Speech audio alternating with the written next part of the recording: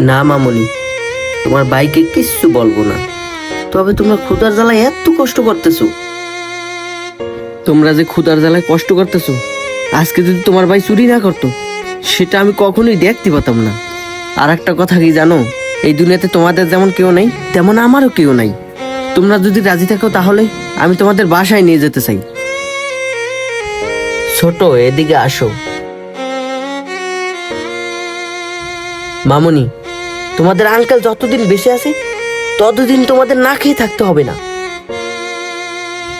এখন চলো আমার সাথে, আর কালকে থেকে তোমাদের আমি স্কুলে ভর্তি করিয়ে দেবো।